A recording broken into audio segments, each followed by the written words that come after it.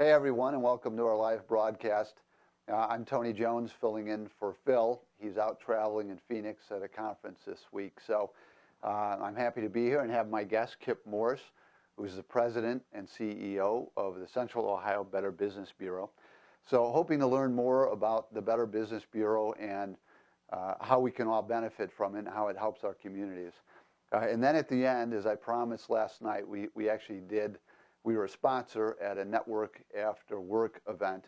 And so we're going to have a raffle for the two prizes we talked about yesterday. So we got to remember to do that. So, but first, let's thank you for coming, Kip. Well, yeah, thank you for having me. This is great. Yeah, no, thank you. So the first thing I want to talk about, obviously, there's the side of the consumers and the side of businesses. And I'm going to let you do most of the speaking.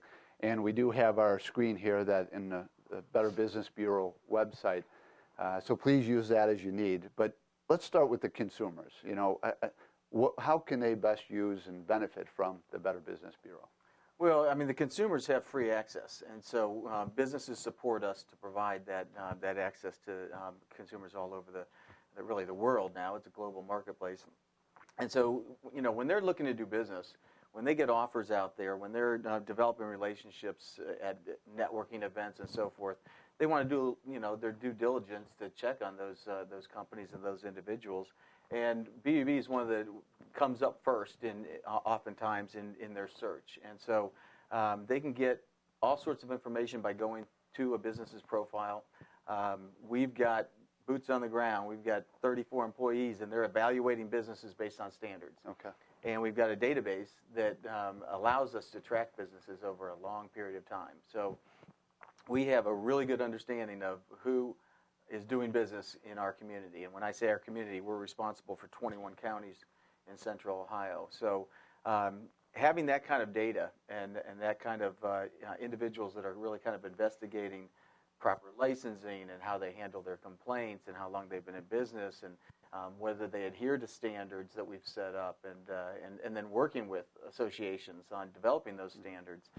Those are the things that are the kind of the backbone of why consumers like to come to us, continue to come to us at record numbers. We have like 2 million people last year that came to our website to check on businesses, and so that's important. 2 million in Central Ohio? Just in Central Ohio. Wow. And so what our goal and what we spend a lot of time on is data quality, making sure that we have a good, robust database, and then also we have to be relevant. So we have to provide the information that consumers are looking for, and so we're doing that on a regular basis. We have to be found frequently. We have to, if they're looking for something, we have to have data on them, and so we spend a lot of time on that data quality aspect. Okay. And, you know, we had somebody, one of my favorite charities is a Homeless Families Foundation, and so what I didn't know is that you can go check charities out too, just to make sure that who you're giving to is, you know, a legitimate charity. So a lot of research looks like had been done on those as well. Yeah, so we have, we align ourselves with the Wise Giving Alliance, which is out of D.C. It's a Better Business Bureau entity, and they have 20 standards of charitable accountability, and so we use those and we evaluate charities based on those standards. Okay. And then we provide information to donors or people that are involved with those charities to let them know how are they spending their money, how they're set up. You know, the 20 standards, you know, kind of touch on all aspects of a charity, and so you can get a sense of, you know, is it a charity that's doing phenomenal work and is worthy of your money? Is it a charity that most of the money is going to for-profit fundraising, and you know, and a couple pennies are going towards the organization, and then we help charities that are starting up because they need to understand what those standards are, and they need to understand that in order to build trust with those donors and with people, with the individuals they want to be working with, then that's going to be important to have somebody to go to get that help. Yeah. Okay. Well, and a couple things that you had pointed out when I was, you know, we're looking to have some remodeling done. So I checked out, we're at Scam Alerts now, but one of these is going to be where we can get consumer reports. So there's other great tools on the website that people can use. You want to talk about one or two of those here? Yeah, sure. So if you're actually searching, I mean, we put this front and center, search accredited business directory, so you can go there and you can get a list of, by industry, of companies that have met our standards. that have been evaluated based on our standards and that adhere to those, and then you can see their ratings. You have to have a B rating or better to become accredited. Unfortunately, on a monthly basis, there's a couple here and there that we have to expel. On a monthly basis, we have a couple that don't meet our standards that are trying to become accredited. We'll work with them, but we want to make sure that they're aligned with the standards.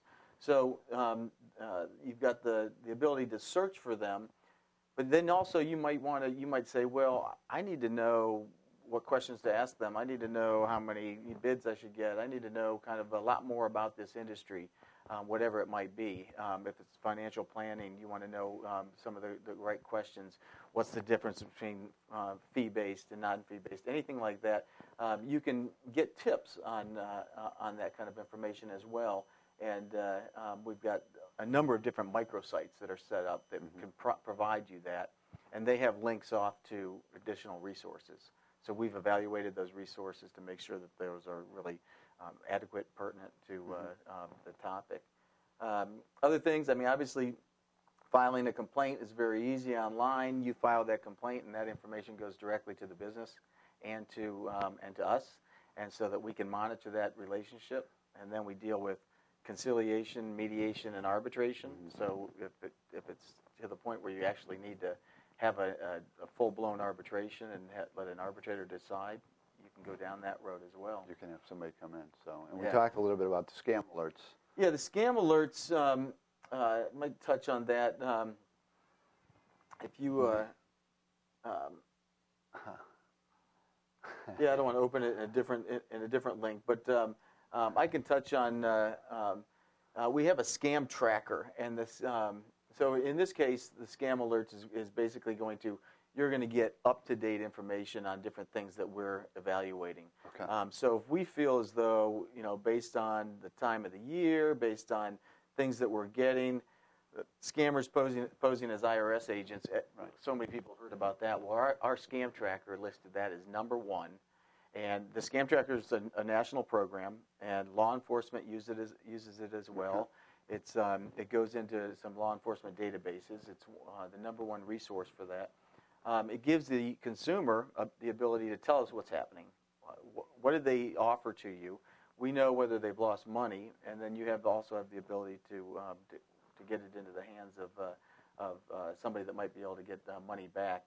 But like the IRS scam, we were able to quickly realize that that's elevating within days and get an alert out there and work with the TV stations and get alerts out there. And so it gives us some, really, quick information about accessing scams in our marketplace. Okay, well, great.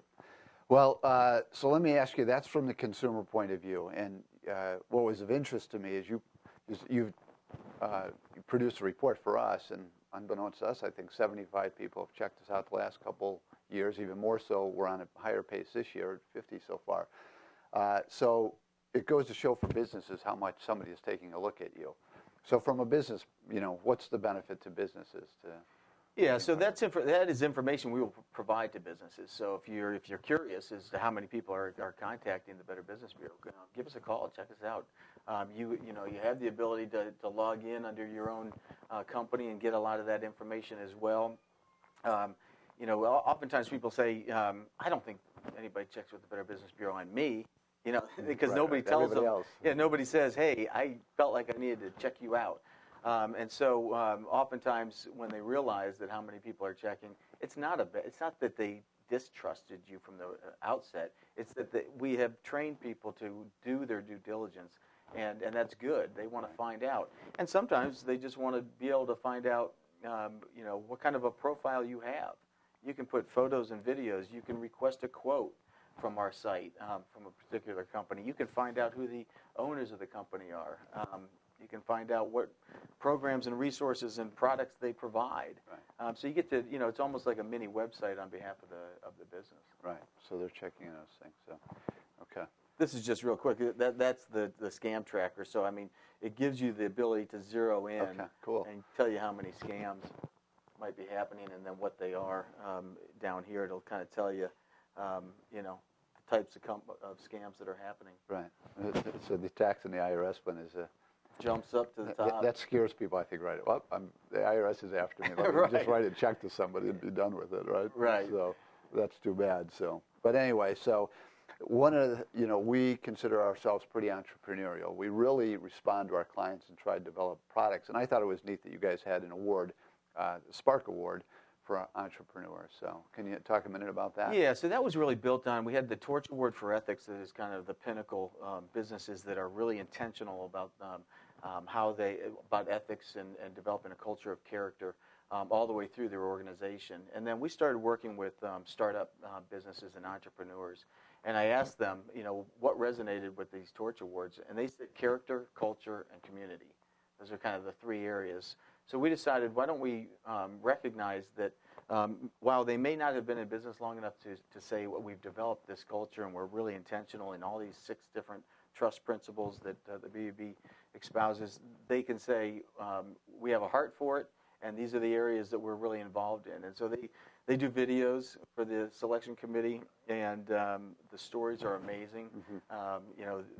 You can have startup businesses, you can have social enterprises, you can have nonprofits that are doing great work and maybe even have developed a for-profit entity to help fund them. So it's very creative, and it's an opportunity to recognize businesses. We've always said that doing an assessment of your business, and then and then training, and then recognition is critical. Right. No. And that's great because, so much of the community works on those entrepreneurial people who are just starting the businesses, so I'm glad to see that. The last thing, I want to mention, Phil, who's not here today, was in the military. My brother is a vet, so I love seeing that there's a section for military personnel and vets. So how about a minute about that? Absolutely. Deserves a lot of time. We actually, I'm on the board nationally of the Institute for Marketplace Trust. And they're the ones that kind of house what we refer to as the military line, and it's a division that it focuses on. Originally started from, unfortunately, the predatory lending that was taking place. They have a fixed amount of money. Oftentimes, they're overseas, and they're leaving their family to deal with some of the different questions that take place, mm-hmm. and then people are providing or looking to them for to access their money, so to speak, and they're very vulnerable. And so what we did is we set up all sorts of different services to try to help them get the communication out to them and provide them access to our information. Yeah. And so we're represented at a lot of their meetings and try to let them know that we're a resource to be utilized. Yeah, well, that's great, and I'm glad you clarified that because I'm thinking of when folks are home after they've served and things, but actually the families are here, and obviously somebody's after they serve as well, it comes in handy, and we do a lot of partnerships. We have a partnership with FINRA that provides financial literacy, and so these are if you want a presentation done by the BUB, we've got that. We've got cyber fraud. We've got keeping your kids safe online. Mm-hmm. So we've got a lot of different ways that trust permeates all the presentations, and so we can come out and talk to organizations. Okay, that's great. And financial literacy is a big problem. It's one of the things that we are continually pushing. We work with Dave Ramsey. A lot of folks around here haven't heard of him as much. He's out of Nashville. He is a national guy, but because we need to lift financial literacy to help all people. So yeah, it's critical. Well, listen, one last thing then, if you could help me on the raffle, right? Absolutely. So thanks to those people who came out last night to the network after work. As we talked about, we've got 2 prizes, the Fire HD8 and then the Echo Dot.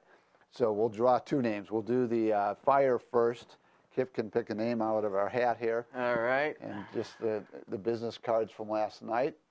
And so this would be Fadi Abdin, the founder and CEO of TimeMenus.com. So Fadi will get in touch with you and get this over to you. And then the last one would be the Echo. The Echo. And so this one, Mark Lejeune, Director of Sales at Employment Solutions. So we talked with him yesterday. Mark, it was good talking to you, so I'm glad that'll come in use to you. So, but Kip, Thank you for coming in. Appreciate you taking time. The last thing we'll talk about is, how to contact you. So, of course, an easy way, Better Business Bureau, bbb.org/Central Ohio. But also up on the screen right now, we're posting the website and phone number that they can just call to reach out to you all. So. Yeah, that'll be great. And we've got people ready to take your phone calls if you need to talk through something as well. Excellent. Okay. All right. Well, thanks again. Everybody have a good week. And Phil will be back next week, and we'll be back with our show. And I'm forgetting who the topic is, so that'll be up on the screen. Thank you.